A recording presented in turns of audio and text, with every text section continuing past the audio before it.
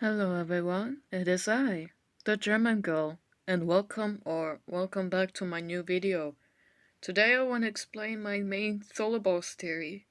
I didn't make an animation because I'm lava! I hope you guys enjoy my horrible explanation. I believed in this theory of mine since 2024, I think. Have you ever thought of these arcs that are supposed to be the past? Did you ever realize that there are a lot of things wrong with these arcs? Take a look at these arcs. What are the most related things about them? 1. Misinformation. They all are just wrong. The Big Bang being an explosion, the sun being born from nothing, Arcturus already being old 4.6 billion years ago, the rocky planets already being adults during their protophase. Why is every arc about the past wrong? 2. Missing details. So many details are missing in these arcs. Where are the quasi-stars? Where is Kotleku? Where is the early star cluster that the sun used to be in? Where are their lunar disk? Why isn't Eupetes already born 4.6 billion years ago? Where are the rocky planets 4.6 billion years ago? Why are so many details missing? But there's also one major thing that all of these arcs about the past come from. Astrodude. The one and only who made them. The guy who made these versions of the past. But why are they so wrong? It's because he's a human, and he's super common. He believes in the misleading image of the Big Bang. He believes in the stereotypes of past events. My guy isn't an expert of the past. He made all of this up about what he knows and what he believes. He doesn't know a lot of events, like Kotleku's death. He doesn't know a lot of details and information of these past events. So, what if all of these arcs about the early and ancient solar system are misinformation? Think about it.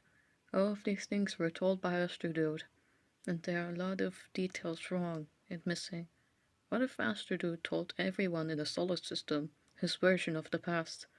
And what if everyone believes on his version? Then this must be a disaster for the solar system. A crisis about what is real or not. Almost nobody knows what is fact, because they can't remember what actually happened a long time ago. Because these events were super long ago.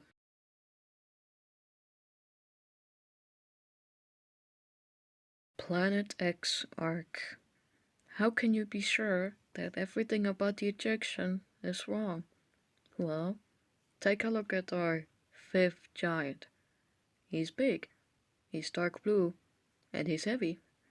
But have you ever looked at the details of the real fifth giant? Look at them compared to each other. Planet X is larger than Neptune, and the fifth giant is smaller than Neptune. Look at their appearances compared to each other. Planet X looks nothing like the artworks of the fifth giant.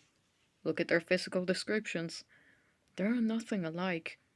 Look at their names. They are not the same, which means Planet X must actually be Planet 9. His name is literally a nickname of Planet 9, and he wasn't actually a rogue planet after the ejection, because Planet X just had a very long elliptic orbit. Does it mean that the fifth giant is still hidden? It must be. Why would Solarballs make these arcs so obviously wrong? What if they made them wrong for a reason? Is Solarballs hiding the truth? Here's my hypothesis of Planet X. Planet X was found by the fifth giant and Neptune.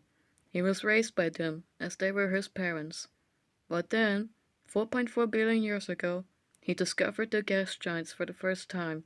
He wanted to be friends, but because of the instability of the gas giants, they tried to kick him out of the solar system. Neptune realized that Planet X is not in the Kuiper Belt and told the fifth giant about it. The fifth giant saw Planet X with the gas giants and tried to save him, but they were kicked out. During the ejection, the fifth giant realized that Planet X is slowly dying, so he ejects himself to save Planet X from dying and from the cruel world of rogue planets. During the years, Planet X loses his memories, forgets about the fifth giant, and was confused of who got ejected. He heard Astrodude's version of the ejection and believes that Planet X himself got ejected, causing him to have his villain arc. Not only that, but it could explain how Neptune went insane. He misses his very first friend, who he had feelings for since he was a toddler, and his adopted son. He wants to tell the truth to everyone, but can't because of his insanity.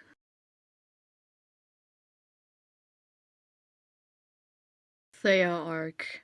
Since the Big Bang is obviously misinformation, the Thea arc is too. I mean, look at the episode, like.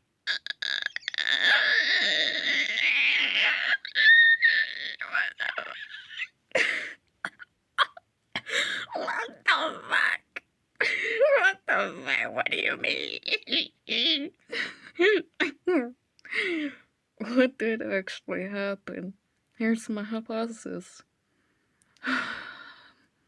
A long time ago, when Mercury, Venus, and Earth were still forming, 3, or possibly 4, rocky planets were successfully formed: Theia, Uranus Impactor, and Mars. The Uranus Impactor was a teenager with rings of failed moons. Mars was a young teenager minding his own business, and Thea was a child who was really interested in life. She learned that she is officially a big sister, the big sister of the Earth. She was happy having the Earth and kept talking about life. It seems like Earth heard Thea's voice multiple times, talking about life, but then her naiveness decided to try to hug the Earth because the fifth giant could do that without being hurt. Later, she found out that she risked her own life by accident, causing the collision to happen. She was reborn as the moon, now split into two sides of the moon because of the personality disorder she developed, one being her usual personality and the other being the voice of her drama that she accidentally made.